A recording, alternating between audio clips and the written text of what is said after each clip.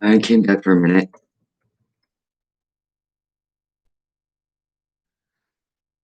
There's something else I need to talk about.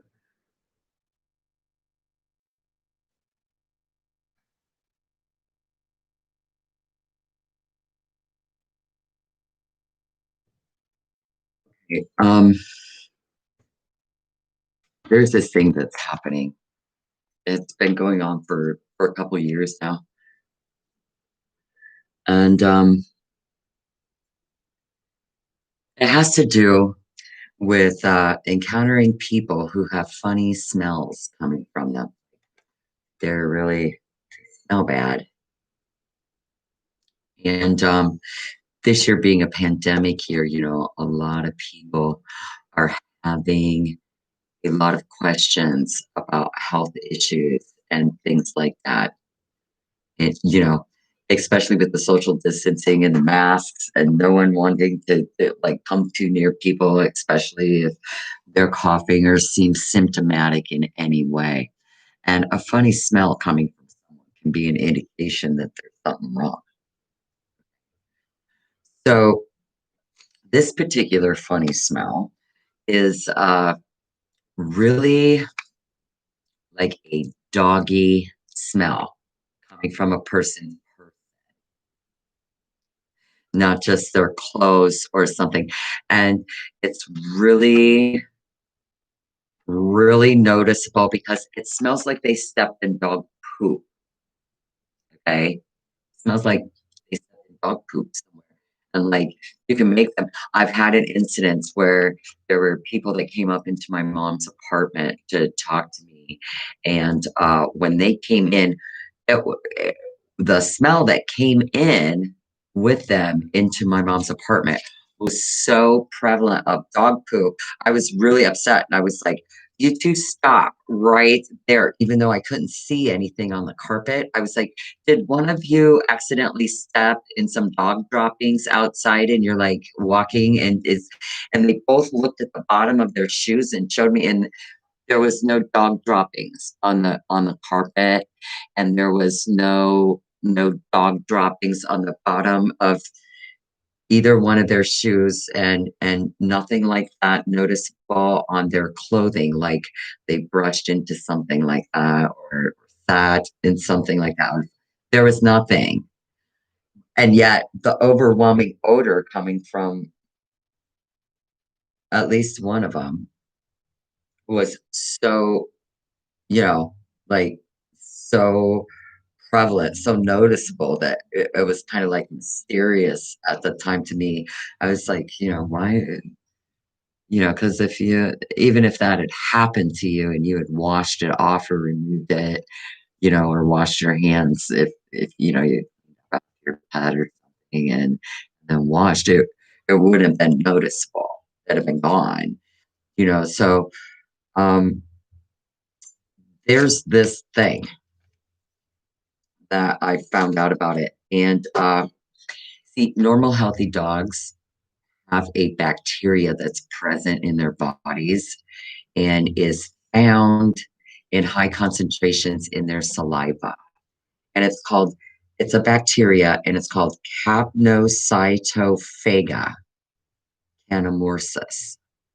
Okay, it's bacteria. And it's what makes a dog smell like a dog. And it's what makes dog breath smell like dog breath. And it's what makes dog poop smell like dog poop. Okay. It's also one of three of the most septic bacteria known to medical science. Okay. Septic. And that means causes blood infection in human beings and causes sepsis, which is a blood infection. Okay. Sepsis can lead to all kinds of infections, everything from skin infections like impetigo to develop to in the skin to internal infections such as sepsis, which can shut down organs and organ systems in the body. okay, and cause gangrene to develop. So those are 3 things that can happen to you if you get an infection with Capnocytophaga canamulsis in the body. And here's the problem with that. It's really even your own body's immune system kinda at a loss with it because we have these white blood cells that are our super immune cells that our body produces in order to fight off infection, and they're not amoebas, but they move like amoebas through the bloodstream, and they engulf bacteria and viruses, and then they send out chemicals, most notably hydrogen peroxide that kills the bacteria. But this particular bacteria, Capnocytophaga anamorphosis, has a defense mechanism that uh, it even when engulfed by the white blood cell, it can stay alive in there by secreting in response its own enzyme that destroys hydrogen peroxide. So when the white blood cell comes and engulfs that bacteria and starts to set its hydrogen peroxide to kill it, it'll in response set off its own enzyme that breaks down hydrogen peroxide. It can actually stay alive inside your white blood cell. So, um, the doggy smell. Now, historically speaking, we find that people get sick from this from an untreated dog bite, right? They got bit by a dog. The wound was not kept clean enough while it healed. And then, a secondary infection, the Capnocytophaga anamorphosis bacteria was allowed to foster and colonize and you know, you know, replicate more and more and more and then become an infection in the dog bite of the victim is usually where we see people, having problems with it and turning. Okay, but you know, I don't really know what to say about what's going on now. Why why this is like becoming a problem for people, Um, because it just doesn't add up. You know, all of these people that are having these symptoms and problems that are obviously, in my opinion, my educated opinion, directly related to the sepsis causing bacteria that is primarily found in dogs' mouths, Capnocytophaga amorphosis. You know, uh, well, enough said about that. You know, you know, uh, there's that movie, The Truth About Cats and Dogs, and the man calls the DJ, the talk show hostess, and he's like telling her about this rash he's getting because stop letting his dog lick him and stuff. And she's like, dude, that's really unhealthy. You need to stop that. You need to stop your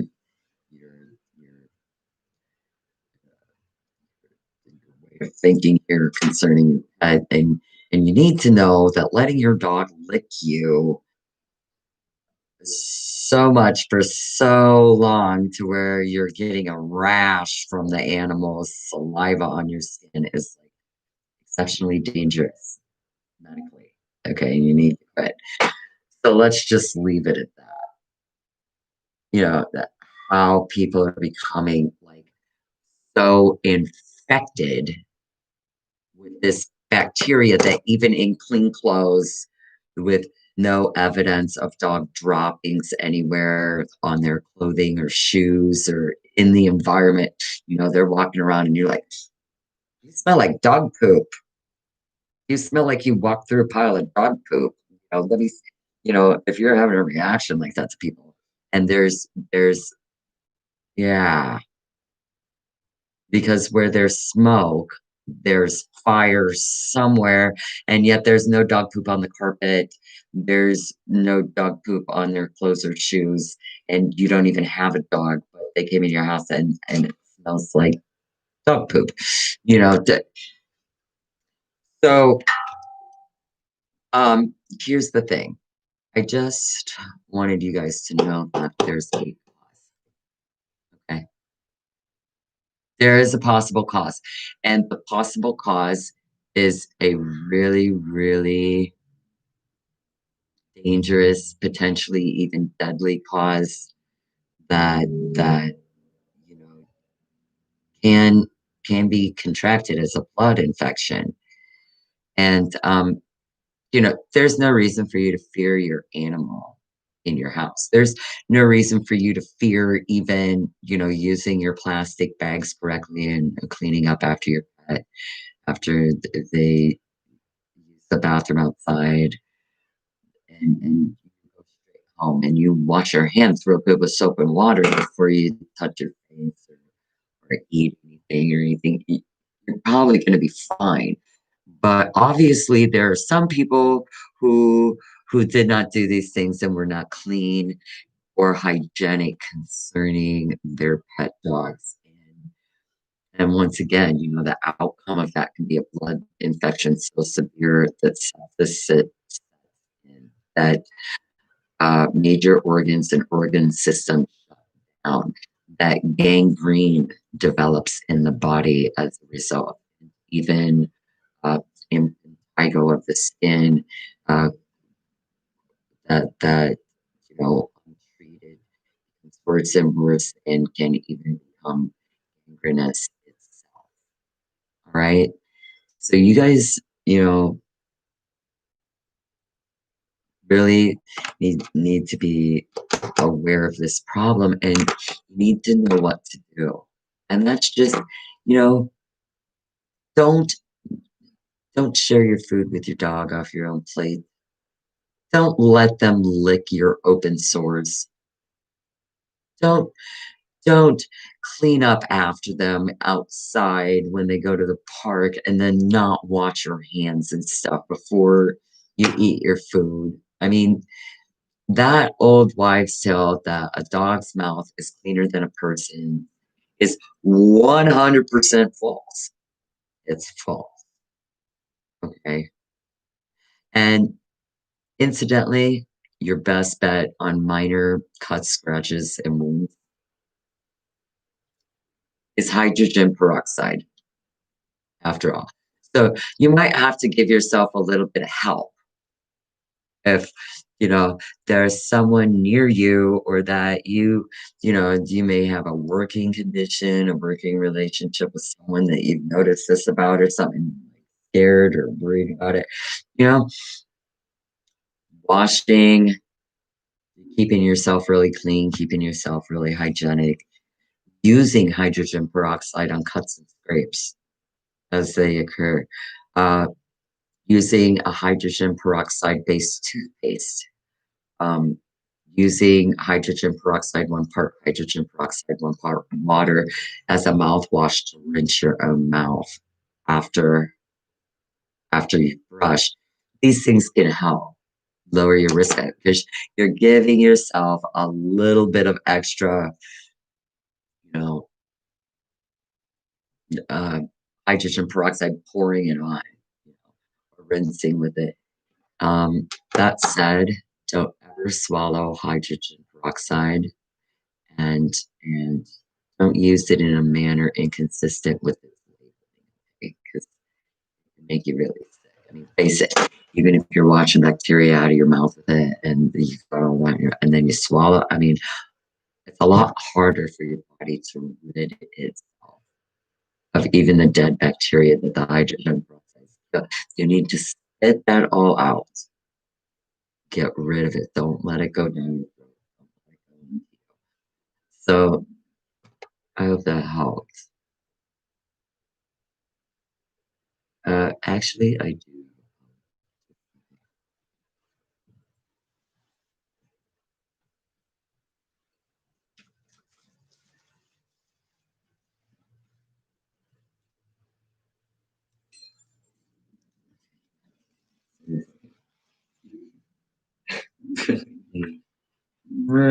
need to, yeah, let them lick you like that.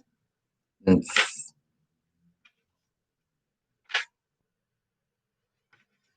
you're just asking for trouble.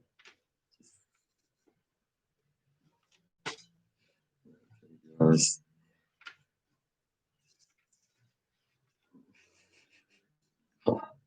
I don't even want to talk about y'all. Oh, you're suspicious, huh? Yeah, suspicious. Don't be suspicious.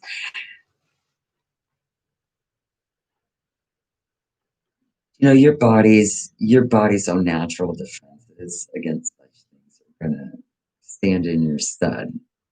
As long as you're not doing anything with the animals that is going to circumvent, your body's own defenses.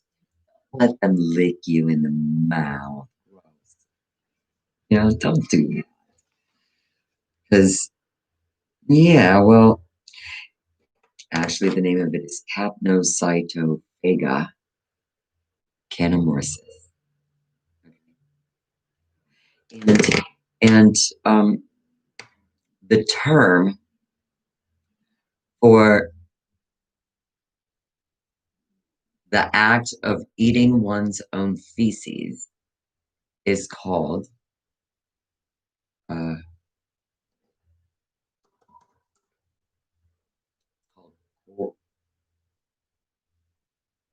corporophagia is the name of that word. Okay. Dogs use their mouths as their own washcloth after they go potty under the tail and stuff. And you really, yeah, you really don't need to let them move you. That's if you're just, engaging in normal behavior with your animal, then and even if your pooch comes up and goes, and you're like, oh God, dog, and then you go and get a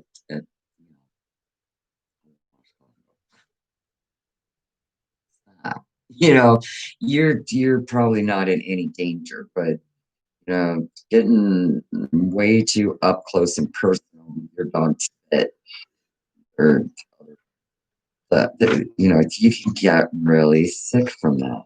Oh, go ahead.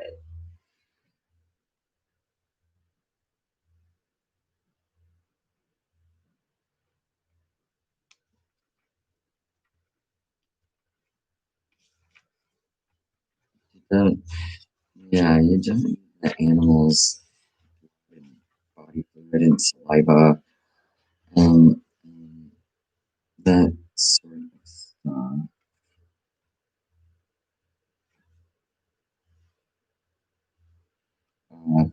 Coming into contact with your body.